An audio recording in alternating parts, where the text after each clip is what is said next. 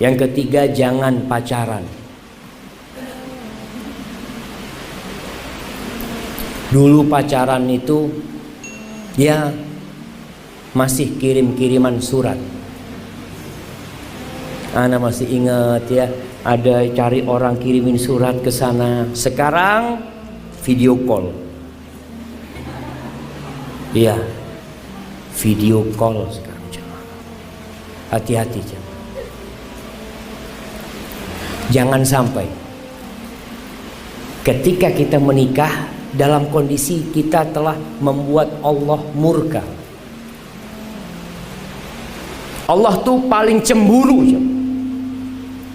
Makanya Allah larang perzinaan itu. Dan semua yang mengantarkan ke perzinaan dilarang. Ingat, Indonesia nih tahun 2013 itu sudah darurat zina, darurat seks bebas. Tahun 2013 data dari Kementerian Kesehatan dan Komite Perlindungan Anak, 62,7% itu remaja sudah melakukan seks bebas.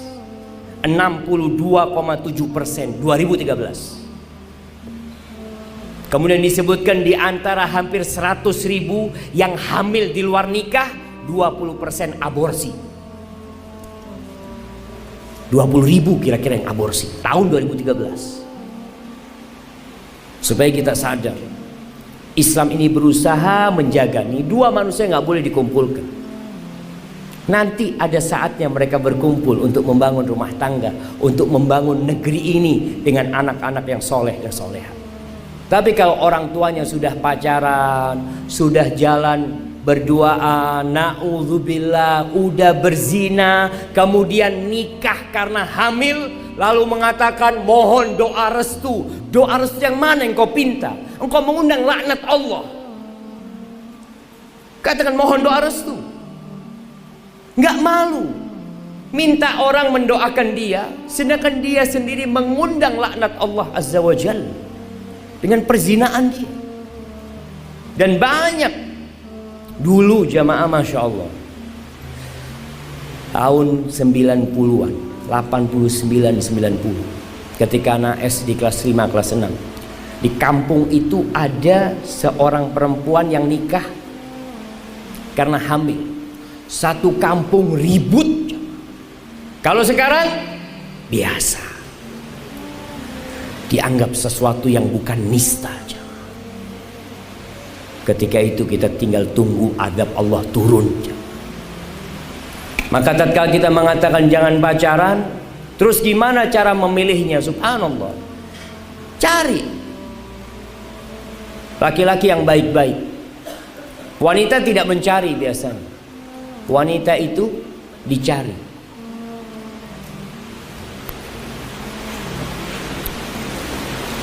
Wanita ini ikut laki-laki atau laki ikut wanita? Wanita ikut laki-laki. Artinya kalau engkau ingin suami yang soleh, jadilah engkau wanita yang soleha. Yang datang yang soleh nanti. Yang datang yang soleh. Karena sebagian orang tua melihat anaknya pakai jilbab apa, aduh nanti engkau nggak laku. Nanti nggak ada yang mau sama dirimu. Subhanallah, aku mau laki-laki yang baik yang lamar aku. Tapi kalau inginnya laki-laki yang buruk, ya dibuka jilbabnya. Dia akan mendapatkan laki-laki yang sesuai dengan perempuan itu. Ingat, semua punya pangsa pasar. Kita tinggal memohon kepada Allah Azza wa Jalla. Orang tua melihat anak gadisnya sudah mulai besar, dia ingin menyelamatkan anak gadisnya, dia carikan laki-laki. Bagaimana cara melacarilah orang-orang yang soleh di masjid, dilihat ya, teman-temannya mungkin antum punya anak punya anak di rumah, kalau mau dilihat, subhanallah, apa nggak malu kayak jual anaknya? Tidak. Ketika putrinya Umar bin Khattab bercerai, Hafsah, Umar bin Khattab cari orang yang mau nikahin putrinya. Dia datang kepada Utsman bin Affan, Utsman, kok nggak mau nikah? Nikahin putriku, Utsman. Kata Utsman, enggak, anak sedang nggak ingin nikah. Itu Utsman sudah punya istri. Datang kepada Abu Bakar, Abu Bakar, engkau nggak ingin nikah? Nikahin putriku, kata Umar bin Khattab. Kata Abu Bakar, enggak, kata dia. Subhanallah, itu Umar ada perasaan nggak enak sama Abu Bakar dan Utsman ini. Padahal sahabatnya. Kenapa nggak mau menikahin putrinya? Dan Umar tahu siapa Abu Bakar, Umar tahu siapa Utsman. Akhirnya ternyata Hafsah dipinang oleh Rasulullah SAW. Setelah menikah, datang Abu Bakar mengatakan kepada Umar, Umar, ana mohon maaf, mungkin kau sakit hati sama aku. Kenapa aku menolak untuk menikahin putrimu? Karena Rasulullah SAW sudah nyebut nama putrimu. Aku nggak ingin membocorkan rahasia Rasulullah SAW. Maka tolong orang tua aktif. Jangan anaknya suruh cari. Berapa banyak anak-anak nih harim-harim, kalau ditanya dapat dari mana rejalnya? Medsos. Nemu di medsos. Kadangkala dari ujung Indonesia ketemu sama ujung Indonesia satunya dari medsos. Bagaimana kita akan tahu dia akhlaknya baik, agamanya baik? Maka tolong kita jangan pacaran, lakukan yang sesuai dengan syariat. Kita ingin tahu karakter seseorang. Kalau orang pacaran itu ada yang buruk apa enggak? Semuanya indah. Semuanya indah. Allahu Akbar. Cerita orang-orang, Ustaz, waktu pacaran nggak ada nih Ustaz, suami anak ngomong kasar ya. Lama sekali. Setelah kawin Ustaz, na'udzubillah, kebun binatang yang keluar dari mulutnya Ustaz. Nah, ketika pacaran nggak pernah. Yang ada sayang ini macam-macam. Itulah penipuan setan. Jadi orang ketika pacaran, setan itu dari dua arah. Ketika dua manusia ini sedang melakukan perbuatan dosa, kata Nabi SAW, ma khala rajulun bimra'atin illa asyaitan thalithuhuma. Tidaklah ini berduaan dengan yang bukan mahramnya laki perempuan, kecuali yang ketiganya setan. Apa yang dilakukan setan? Setan itu merangkul keduanya supaya ini berzina. Tapi ketika menikah, setan itu ada di tengah. Bagaimana dia memisahkan kedua orang ini? Karena perbuatan yang paling dicintai iblis adalah perceraian. Sekarang disuruh berzina, setelah berzina menikah, iblis akan datang lagi bagaimana dua orang ini bercerai. Kita nggak akan pernah selamat dari godaan iblis kecuali kita minta tolong sama Allah Subhanahu Wa Taala.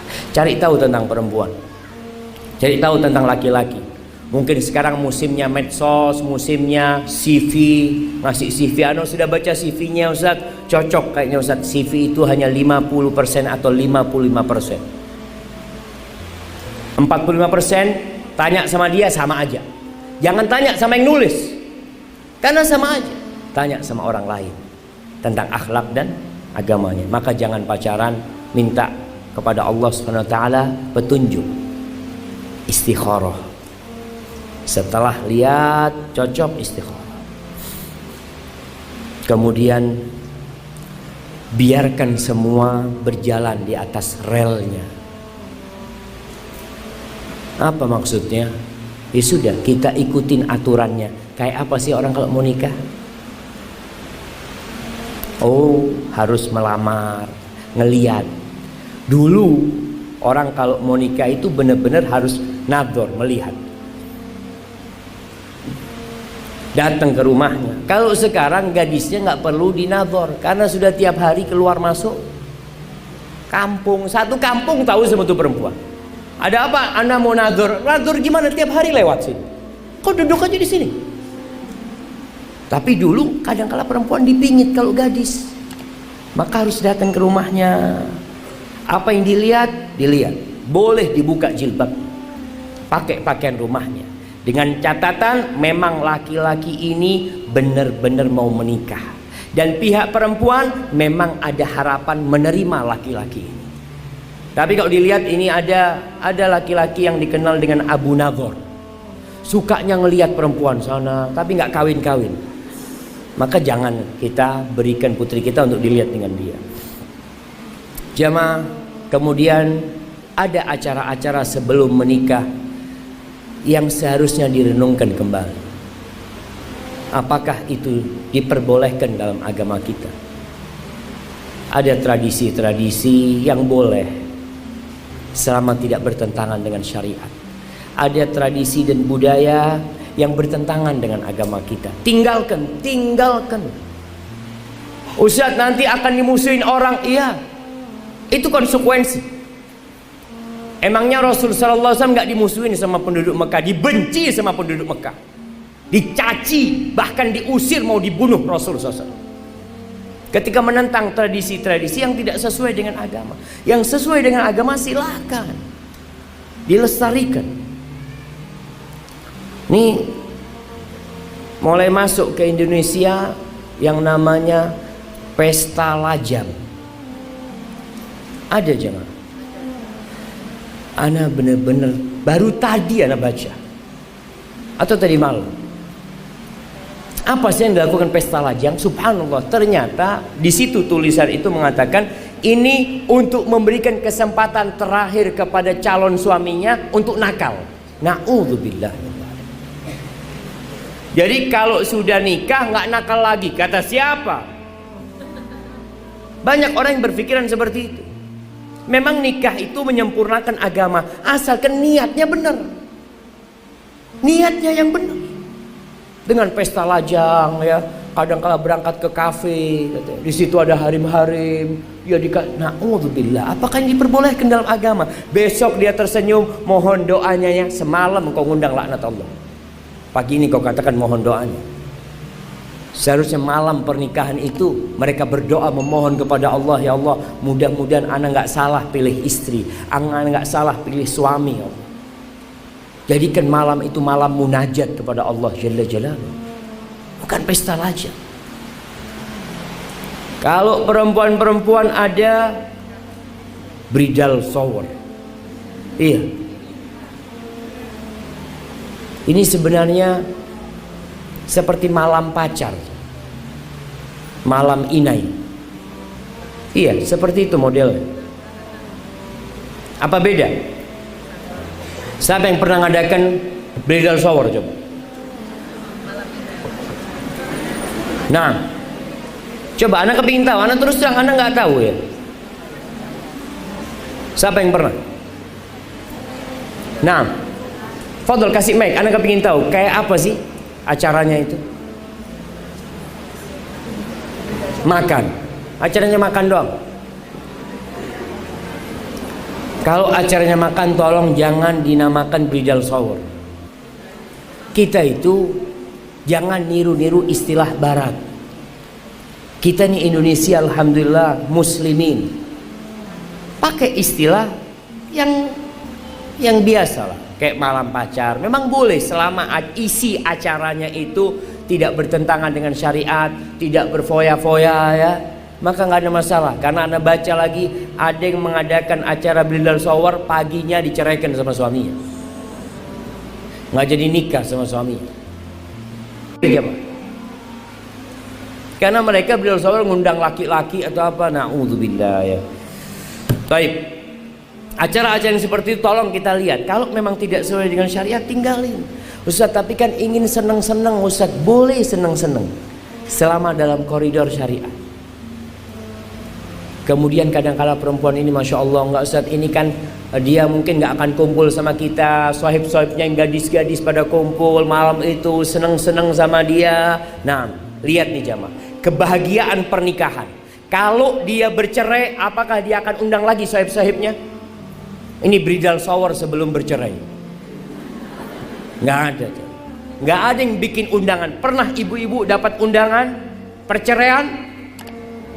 Ana pernah dapat, tapi di pengadilan agama, karena untuk menjadi saksi. Nggak ada undangan buat orang, itu sebuah kesedihan. Maka tolong dijaga. Bagaimana Allah meridhai. Ada lagi acara foto prewedding. Iya. Na'udzubillah jamaah. Ini budaya barat jelas-jelas. Kalau kita bicara kita orang Indonesia, kita lestarikan budaya Indonesia, siap. Ini budaya barat masuk ke Indonesia, lalu kita mengatakan kita lestarikan, kita perangi. Secara agama bertentangan, secara tradisi bertentangan. Masa mereka udah berduaan jamaah ya, berangkat ke tempat-tempat yang bagus. Tujuannya apa sih jamaah? Tujuannya satu malam itu. Tujuannya supaya ketika pernikahan sudah ada fotonya. Itu tujuannya jamaah. Ingat, pernikahan ini bukan hanya semalam jamaah. Pernikahan ini jaga sampai seumur hidup, sampai mati, sampai dibangkitkan dari kuburan. Bagaimana tetap suami istri itu bisa masuk surga baru.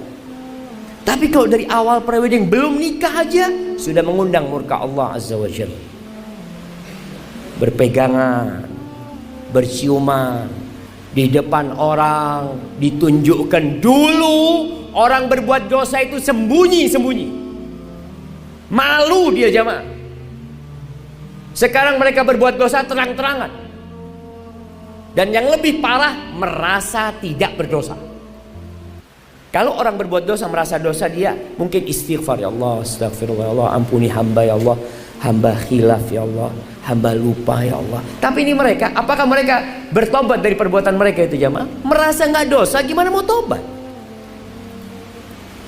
Maka tolong, yang tidak sesuai dengan syariat tinggalkan. Ada lagi bridal dance, dansa.